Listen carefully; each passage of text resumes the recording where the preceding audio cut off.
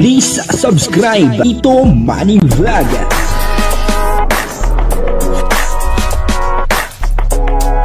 Payagan po si Tito Manny Vlog na mag-reactor para pambiling gamot sa kanya pong karamdaman. Wala man siyang records ng ng away. Grabe po pala ang mga natanggap na blessing ni Kalingap Jomar, Dito po sa video ito ay malalaman po natin yung mga malalaking blessing na natanggap ni Kalingap Jomar. Papanoorin po natin yung video at syempre bibigyan po natin yan ng konting reaction. Pero bago po yan, ako muna po bumabati sa inyong lahat ng magandang umaga, magandang tanghali at magandang gabi sa inyong lahat mga kapatid. Kung saan man kayo ng panig ng mundo naroon ngayon, ay mag-iingat kayo palagi at pagpalain kayo ng ating Panginoon. Maraming salamat din po sa patuloy na tumatangkilik sa aking YouTube channel at nanonood sa aking video reaction. Patuloy lang po natin suportahan sila Kuya Bal Santos Matubang, Kalingap Rab at Edna Vlog, Jack Tapia at yung mga kasamahan ko pong reactor sa Kalingap. Ganun din po yung mga charity vlogger na Kalingap partner. Ito po yung video na kung saan ay nagpasalamat si Kalingap Jomar lalong-lalo na doon sa mga natanggap niyang blessing. At dito ay nalaman ko na grabe po pala mga natanggap na blessing ni Kalingap Jomar. Hindi basta blessing, talagang siksik at liglig at umaapaw na biyaya ang natanggap ni Kalingap Jomar. Ang kabuuan po ng video ito yung mapanood po natin sa YouTube channel ni Kalingap Jomar. Very much po. Sa lahat po, sa mga dati nating nag-sponsor din, thank you very much po. Sa mga nag-sponsor din po sa lupa, maraming salamat po. Sa sasakyan, naman guys, tawag niyan, sa lahat-lahat po.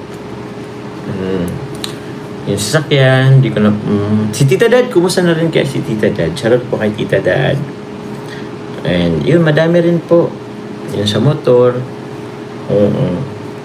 Alam ko, medyo mga naging intriga rin po yung dati, yung mga dati. Pero thank you pa rin po sa lahat.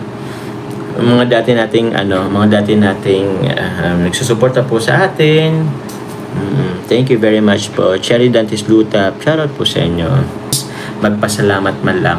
Kasi para rin naman sa kakatahimik ng lahat or what. At least, ang ko lang naman is maka-proceed na, maka-move on na sa lahat. Ayun. Yun lang din naman. Maraming salamat po, DC18. And siguro i-mention ko na din po kay Young TV. Thank you very much po. Thank you and yun. And move on na tayo. Maraming salamat po sa lahat. Yun. And thank you very much po. Siyempre lalo na po ngayon sa sobrang ever supportive na po na po natin, grupo natin or community po natin.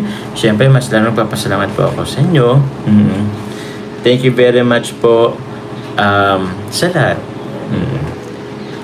Pwede nyo po akong i-judge or kung ano man po na na may sinabi ako, nagpasalamat ako sa before.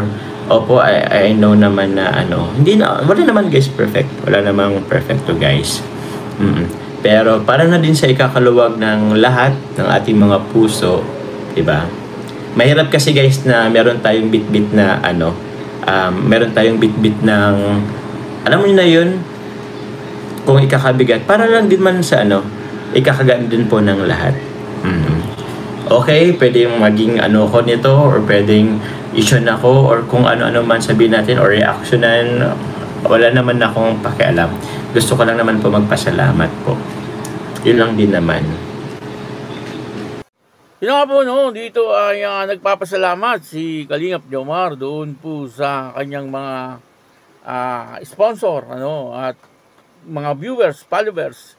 Nakakatawa naman si Kalingap Jomar, talagang nananatili po siyang nagpapakumbaba lang. Hindi po siya nagmamalaki. At nagpasalamat po siya, at katunayan po niya, binanggit niya yung mga natanggap niyang blessing na pinagpasalamat po niya. Katulad po nung lupa. Sabi niya, lupa. Grabe, Sana all, may nagbibigay ng lupa. Ang pagkakaalam ko po, yung lupa na yan ay 100 square meter. Tig-isa po sila ni Carla. Grabe, Sana all, may nagbibigay ng lupa, at napakaganda po nung location ng kanilang lupa. Yung kay Carla ay pinapabakuran na po ngayon.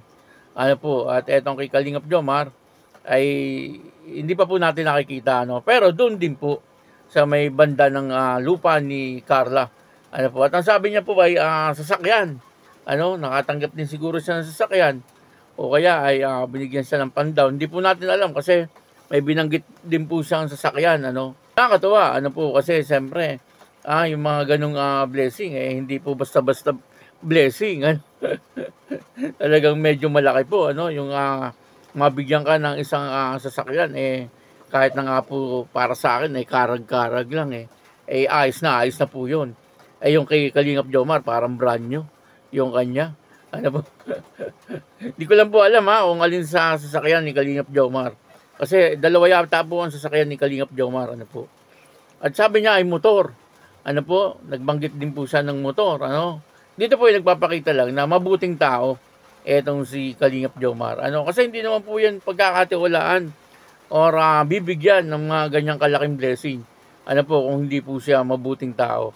Kaya po binigyan siya kasi ay may tiwala sa kanya yung nagbigay sa kanya mga sponsor at nakikita po nila na etong si Kalingap Jomar ay mabuting tao. At yun naman po talagang nakikita din natin.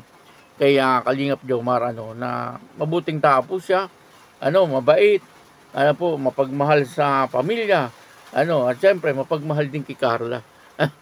Yun po ang pinakamaganda doon, sana nga ay dumating ito sa punto, na silang dalawa talaga ni Carla, bandang uli ay makita po natin, na kinakasal etong dalawang ito. Kung hindi pa sa ngayon, dahil nag-aaral pa po si Carla, sana siyempre yung pangarap nating lahat, bandang huli or pag nakagraduate na itong si Carla, at nagkasundo sila kung kailan sila magpapakasal, ay mapanood po natin, at ma-vlog pa rin ni Kalingap Rab. Kasi siyempre, ay kitang-kita naman po natin, nasubaybayan po natin ang buhay ng dalawang ito, ni Carla at ni Kalingap Jomar. Na talaga nga namang parehong mabubuting tao. Ang pinakagusto ko po sa kanila ay mapagmahal po sila sa pamilya. Kitang-kita naman po kay Kalingap Jomar, na talagang mapagmahal din po siya sa kanyang mga kapatid, at sa kanyang mga magulang. At ang mga kapatid ni Kalingap Jomar, alam ko yung mga professional din, Yun po nakakatuwa. Kaya po pinagpapala itong si Kalingap Jomar kasi mabuting anak at mabuting kapatid. Yun po ang sikreto daw sa pagiging isang mabuting tao ay dapat ay siyempre yung mabuti ka sa iyong magulang at mabuti ka sa iyong kapatid at dahil po doon ay siguradong uulanin ka ng biyaya. Kaya si Kalingap Jomar ay nakikita po natin na talagang maayos po siya.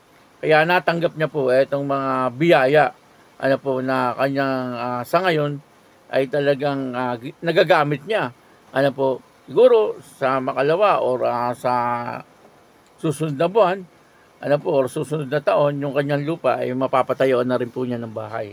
At ang pinakamaganda po ay nagpasalamat po etong si Kalingap Jomar. Yun po ang pinaka-the best. Hindi niya po nakakalimutan yung mga taong tumulong po sa kanya at yun na nga, ngayon po ay talagang nagpasalamat po siya. Kaya yun, maraming salamat po sa inyo lahat. At ako po si Tito Manny Vlog na nagsasabing God bless you all. Diyos mabalos.